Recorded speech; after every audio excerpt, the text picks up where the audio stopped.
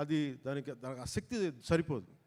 అలాంటిది ఆయన ఇలాంటి మన అలాంటి ఒక ఆస్కర్ అవార్డు గ్రహీత మన విశాఖపట్నంకి వచ్చి, లేదంటే మన హైదరాబాద్కి వచ్చి అక్కడ శిల్పకళ వేదిక కావచ్చు, ఇక్కడ మన ఈ వేదిక కావచ్చు, ఇక్కడికి వచ్చి చేస్తున్నారంటే ఒక అకాడమీ అవార్డు విన్నర్ మన దగ్గరికి వచ్చి మన ఆడిటోరియంస్లో కూర్చున్నట్టు అది మనందరం చేసుకున్న అదృష్టం, మన భారతదేశం చేసుకున్న అదృష్టం.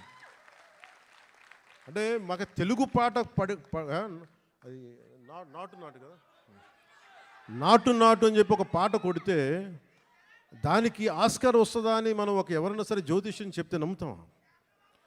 కానీ దాని శక్తి రాజమౌళి గారు లాంటి దర్శకులు కావచ్చు, దాన్ని తీసుకెళ్ళిన రామ్ చరణ్ గారు, జూనియర్ ఎన్టీఆర్ గారు కావచ్చు,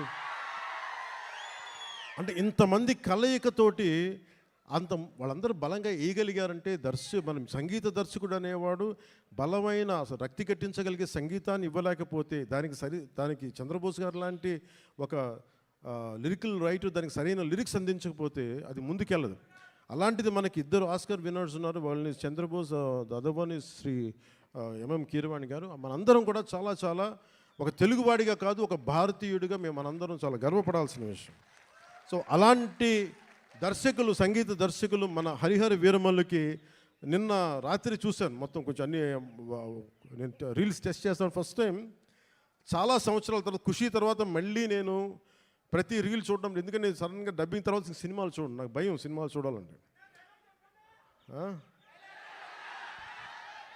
ఇందులో డైలాగులు ఉండవు, యాక్షనే ఉంటుంది. ధర్మం జోలికి వస్తే తాట తీసేస్తామనే ఉంటుంది తప్ప. ఏం తల్లి బాగున్నావా?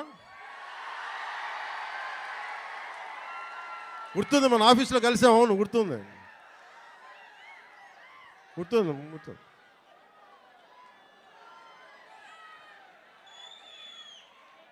మాట్లాడదాం.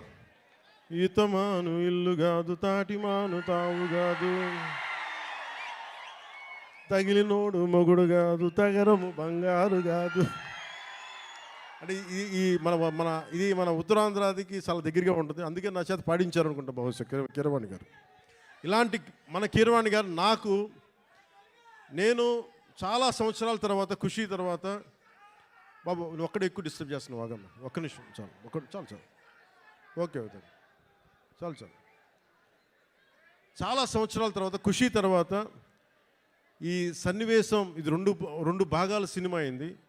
ఆఖరి భాగం, ఈ ఫస్ట్ పార్ట్ ఎలా ఎండ్ చేయాలి అని అనుకున్నప్పుడు ఇది హిస్టరీ మనందరికీ అర్థం కావాలి. నేను నిన్న నుంచి ఇంటర్వ్యూస్ ఇస్తుంటే మీరందరూ కొద్దిమంది చూసే ఉంటారు. మీరందరూ చూస్తే నేను ప్రామినెంట్గా చెప్తుంది, ఈ సినిమా మీకు ఏమి ఇస్తుంది, ఎలాంటి అనుభవం ఇస్తుంది, ఏం చూడాలి, ఏం చెప్పాలనుకుంటున్నారు ఈ సినిమా.